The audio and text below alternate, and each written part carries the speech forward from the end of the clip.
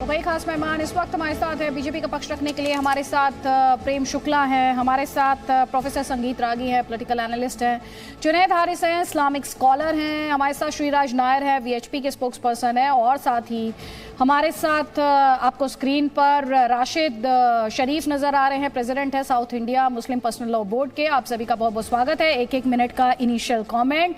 सबसे पहले प्रेम शुक्ला जी, आप ही से 1 मिनट का इस पर कमेंट चाहूंगी। जो यहाँ पर मौलाना अरशद मदनी कह रहे हैं, वो कह रहे हैं कि को एजुकेशन के माध्यम से दरअसल मुस्लिम बच्चियों के धर्मांतरण की बड़ी साजिश रची जा रही है। लगता अत्यंत ही बचकाना बयान है। जब लैंगिक वैषम्य दूर करके आज अंतरिक्ष में सियाचिन पर हमारी सेना में, हमारी वायुसेना में जब हमारी बेटियां जो हैं वो उत्कृष्ट प्रदर्शन कर रही हैं, जब सानिया मिर्जा जैसी मुस्लिम बेटी खेल के मैदान में भारत का नाम रोशन करती है, ऐसे तमाम उदाहरण है, एथलेटिक के क्षेत्र में भी हैं। ऐसे में कोई एजुकेशन के कारण जो है लड़कियां धर्मांतरण करती हैं। इस तरह की बातें करना ना तो इसका कोई प्रामाणिक तथ्य है, ना कोई वैचारिक आधार है, बल्कि अनावश्यक कट्टरता फैलाने का एक प्रयास मात्र है। और यह प्रयास जो है एक कौम के लोगों को हॉस्टाइल करने का, उसको जो है एक घेटों में रखने का एक जो सुनियोजित षड्यंत्र है, उसका यह अंग है और यह निंदनीय है। ठीक है, आप ये कह रहे हैं, आप भी ये कह रहे हैं कि ये एक साजिश है बच्चियों को बेहतरीन तालीम से दूर रखने की। जल्दी से इसका जवाब राशिद शरीफ। अभी प्रेम शुक्ला ने सवाल पूछा कि इसका कोई आधार है? ये जो धर्मांतरण की साजिश की बात की जा रही है, धर्म के नाम पर, मजहब के नाम पर बंदिशों की बात की जा रही है, इसका कोई प्रमाणिक आधार है, कोई तथ्य हैं जिनके आधार पर यह दावा किया गया है? बिल्कुल। अभी है सो मैं अभी शुक्ला जी को सुन रहा था कि ये इसके जो साइड इफेक्ट्स है वो चीज मैं बताना चाह रहा हूं आपको कि जो बहुत बेहतर है, लड़के और लड़कियां इंतजाम पढ़ना है, जरूरी है, तालीम बहुत जरूरी है, बच्चियों की तालीम की बड़ी फिक्र हमको भी है। अगर इस तरीके से अगर हो सकता है, अगर को एजुकेशन के साथ अगर थोड़ी पाबंदी हो तो बहुत ज्यादा बेहतर है। जो हमारे अरशद मदनी साहब जो बोले हैं कि ऐसा, वो बिल्कुल सही है, बिल्कुल सही। मैं अरशद मदनी साहब जो बताए हैं बिल्कुल सही बात है कि देखिए आप कितने हादसे सामने आते हैं, कितने बच्चियां हैं सो शादी से पहले मां बन रहे हैं, कितने बच्चियां हैं सो शादी से पहले क्या क्या नहीं हो रहा है। तो अगर हम चाहते हैं कि हमारी बच्ची सेफ रहे, अगर हम चाहते हैं कि हमारी बच्ची है सो को एजुकेशन के बदले अगर सेपरेट अगर गर्ल्स कॉलेज है, स्कूल्स है, अगर वहां हम समझते हैं कि हमारी बच्ची सेफ है तो बहुत अच्छी बात है और किसी को इसमें ऐसा ऑब्जेक्शन होना नहीं चाहिए। अगर आपकी बच्ची पढ़ती है तो पढ़े, हमारी भी बच्ची अगर पढ़ती है तो पढ़े, मैं ये नहीं कर रहा हूँ, मगर इंतजाम के साथ बच्चा आप जो बातें कर रहे हैं, आप जो बातें कर रहे हैं कि इसका आधार क्या है? मतलब ऐसी कौन, आपके पास कोई रिसर्च है, कोई डेटा है जो ये प्रूव करता हो क्योंकि बच्चियां को एजुकेशन सिस्टम का हिस्सा थी इसलिए ऐसा हुआ? आपने एक भी तथ्य तो मुझे दिया नहीं। मैडम, आप राशिद शरीफ साहब, आपने मुझे कोई तथ्य नहीं दिया। अच्छा कोई बात नहीं, जब मैं वापस आपसे सवाल लूंगी तो मैं चाहूंगी कि आप ऐसे कुछ फैक्ट्स प्रेजेंट करें जो इस बात की तस्दीक करते हो कि बच्चियां अगर खाली लड़कियों के शिक्षण संस्थान में पढ़ेंगी तो वहां पर वो बेटर करेंगी। अगर ऐसा कोई आपके पास साइंटिफिक डेटा हो तो आप मेरे साथ जरूर शेयर कीजिएगा। जल्दी से एक कॉमेंट यहाँ पर श्रीराज नायर आपका। को एजुकेशन के माध्यम से मुस्लिम बच्चियों के धर्मांतरण की साजिश की जा रही है, ऐसा अरशद मदनी को लगता है। ये उनको लग रहा है कि इनके अपने ख्याली बातें हैं और ये बिल्कुल गैर जिम्मेदार बातें हैं। आज विश्व में रिफॉर्म्स की बात चल रही है। सऊदी अरेबिया को जिसको क्रैडल ऑफ इस्लाम कहते हैं, वहां पर भी रिफॉर्म्स आ रहे हैं। सुल्तान मोहम्मद बिन सलमान, हम सब जानते हैं किस प्रकार का रिफॉर्म सऊदी अरेबिया में जा रहे हैं। यहाँ पर सब कॉन्टिनेंट में पता नहीं यहाँ की लीडरशिप बार बार यही लीडरशिप रोती रहती है।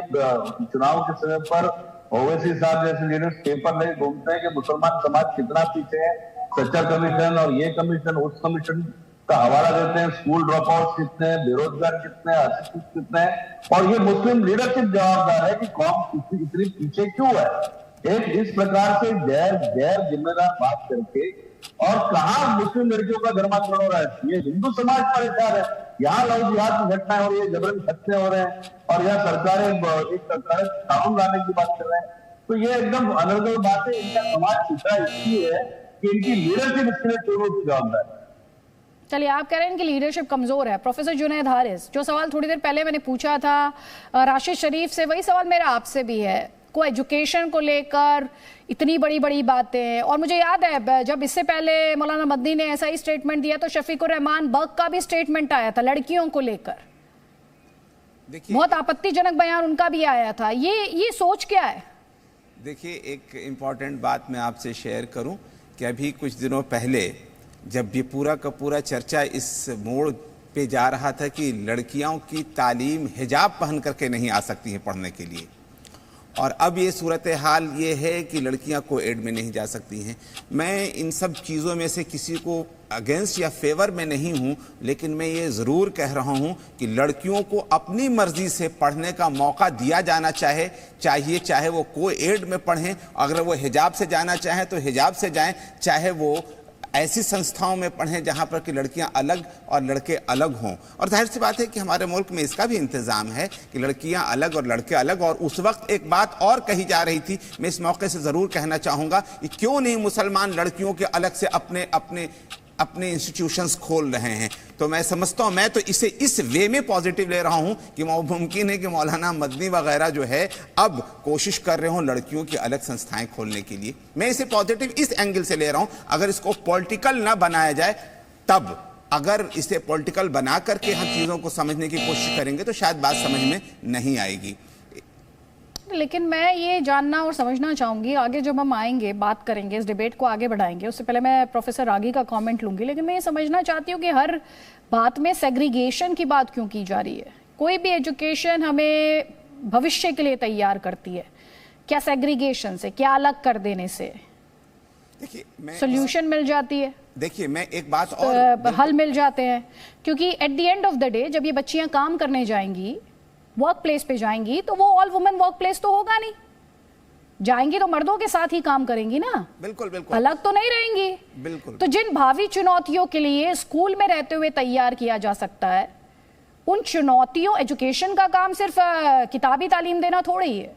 एजुकेशन का काम है आपको भविष्य के लिए तैयार करना। तो इस सवाल का जवाब मैं सारे पैनलिस्ट से लूंगी आगे। प्रोफेसर रागी, उससे पहले 1 मिनट का कमेंट आपका, उसके बाद उदित राज जी। देखिए, जो अभी तक जो बात हुई और मुस्लिम पक्ष के तरफ से जो 2 लोग बोला, उनका कहना था कि भाई देखिए, मदनी जी का ये कहना है कि जब दोनों साथ साथ पढ़ते हैं तो उसमें उनका एक धर्मांतरण होता है। मुझे आवाज दें प्लीज, दूसरा नहीं आ रही है।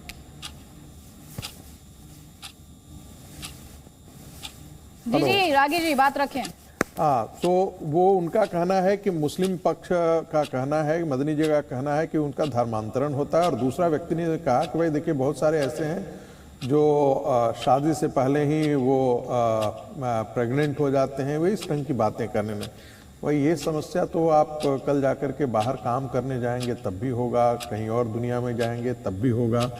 मुझे लगता है यह मध्ययुगीन मानसिकता का ये परिचायक है। मुझे लगता है कि मदनी साहब को भी और उनको भी अलग अलग स्कूल खोलने से बेहतर है कि आप कोएड एजुकेशन में ही उनको एक अच्छी शिक्षा दीजिए, एक वैज्ञानिक सोच उनमें पैदा कीजिए, न कि एक दकियानुसी सोच पैदा कीजिए जो एक मध्ययुगीन की मानसिकता में जीने के लिए उनको विवश कर दे। ये एक बेकार का तुक है। जैसा प्रेम जी ने बहुत सच कहा कि आज लड़कियां, चाहे वो मुस्लिम लड़कियां हों, वो आज पत्रकार हैं, वो वैज्ञानिक हैं, वो सब काम कर रहे हैं। ठीक है सर। मुस्लिम पुरुष जो है उनको कटघरे में बांध करके, उनको खूंटे से बांध करके रखना चाहता है। मुझे लगता है इससे बाहर निकलने की आवश्यकता है। ठीक है।